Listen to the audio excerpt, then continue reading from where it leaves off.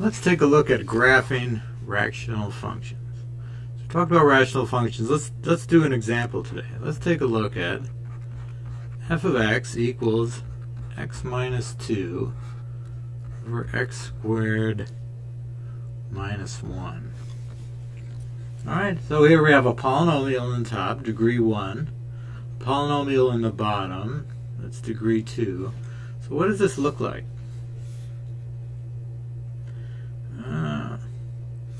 Well, the first thing when we have a rational function, we take a look at when the denominator equals 0. Alright? So you can recognize this. This is your old difference of squares. X squared minus 1, difference of perfect squares. X plus 1, x minus 1. So that's your denominator.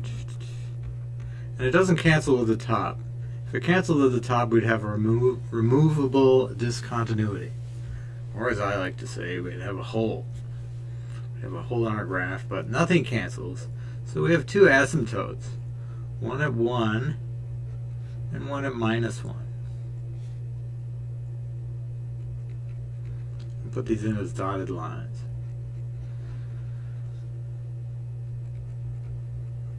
So now, without even plotting any points, we know what this looks. We know that it's not going to cross these two lines. It's going to go off to infinity, maybe positive infinity, maybe minus infinity. Maybe one will go to positive, maybe one will go to minus. We don't know yet. What happens? Let's see. What happens as this becomes very large? Well, as this gets very large, these minus 2 and minus 1 don't matter. This kind of turns into x over minus x. So say we had 100 in here. This would be 100 this would be 98 over 100 squared. So it'll be 10,000. So they have a very small number. 100 over 10,000 is 0.00. It doesn't really matter that it's 10,000 minus 1. Or 9,909. So these two don't matter. As it gets bigger and bigger, as this gets to a million, this gets to a million squared. This goes to 0. And it goes to 0 from the positive side. So I'm going to put the asymptote here. Normally you think you could whip the asymptote up here, but we're not sure what it does here. If x is negative, then we have a negative. This goes to 1 over x. So very large numbers, this looks like 1 over x. And so if x is very negative, this goes to, but it goes on the negative direction. Assume this went straight. So we know what it does as it goes off to infinity and minus infinity. So what else can we get from it? Well, we can take a look what happens where x equals 0. What happens here? Does it cross this? Alright. So inside here, we kind of know it's, well, I was going to give you some demo. Well, let's just see what the points tell us. F of 0 is easy to find. Let's see. Put in x equals 0. We have 0 minus 2, or minus 2 on the top. 0 squared. I hope you don't mind me drawing anything sideways here. 0 squared minus 1 is minus 1. So we have the point 0, 2. That's one of our points.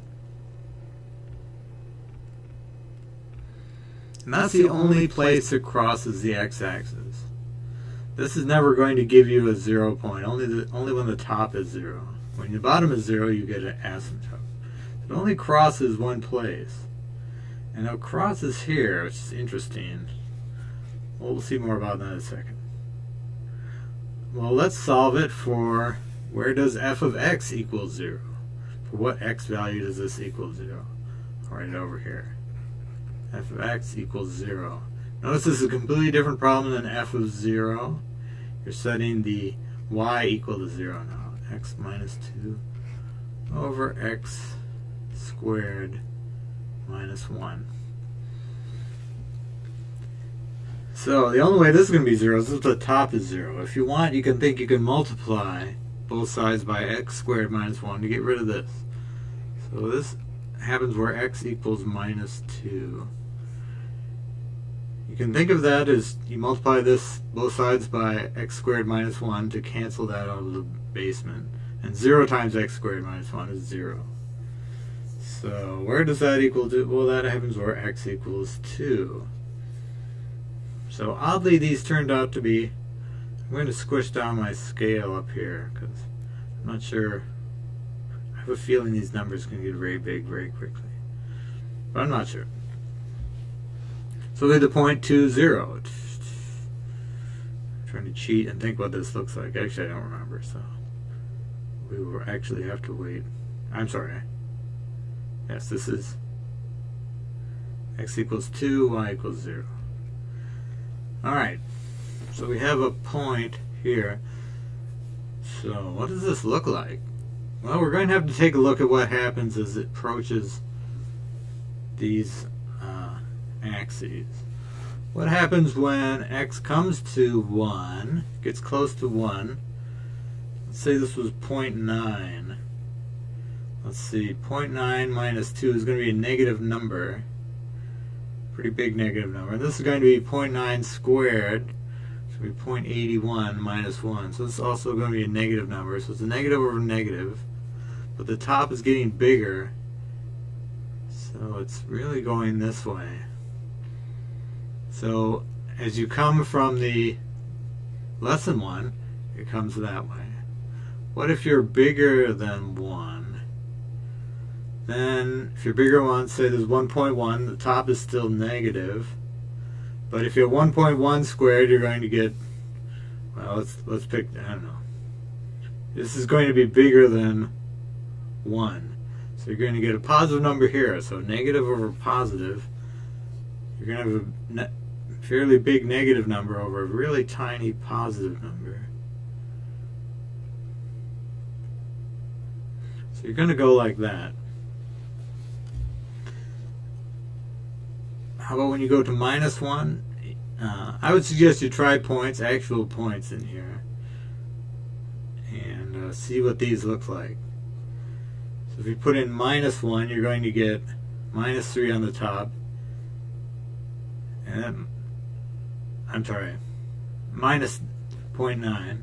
So we're trying to get to minus 1. But we don't want to go there. So let's put in 0.9. Put that in your calculator. 0.9 squared is 0.81 minus 1. This is minus 0.9. When it gets squared, it becomes positive. So this is, let's see, 81 minus 1 is minus 19.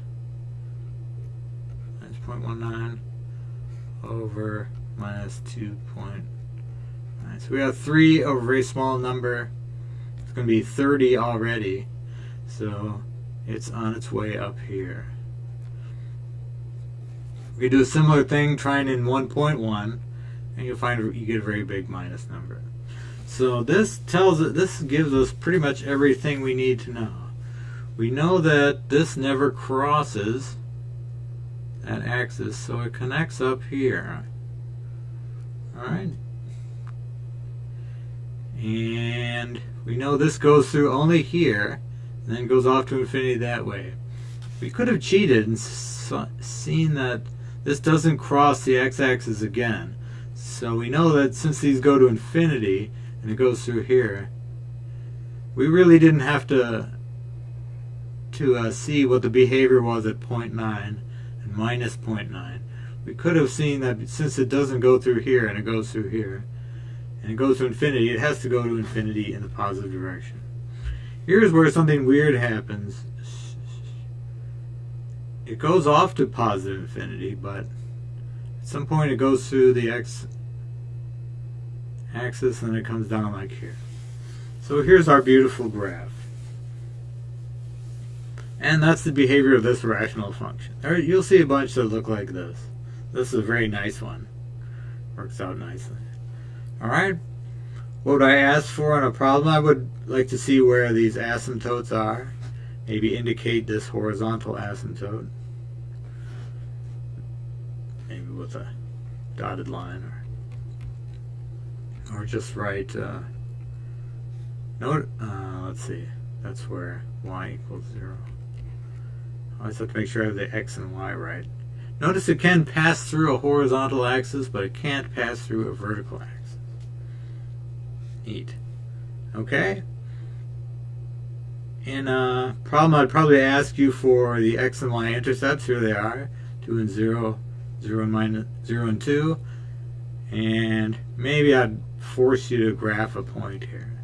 Some problems ask for a table. Is what happens as it approaches these asymptotes. Here it's approaching from the plus direction. Here it's approaching from the minus. Well, we'll talk about that later. Alright? So that's a nice way to graph this.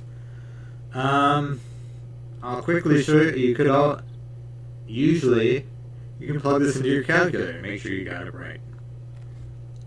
What does it look like on Desmos.com? Here I have it plotted in. And you can see we have it right. It's a little more lumpy than we got here. But it does go through 0, 2 and 2, 0. So we can see that. You can also put an asymptote on if you want. Let's see. X equals 1. X equals minus 1. Draw on a couple of vertical lines. And there you go. Pretty nice. You can do that on your calculator too. I don't think you get the asymptotes, but you can see what its behavior is. Okay, good. So that's a rational function problem.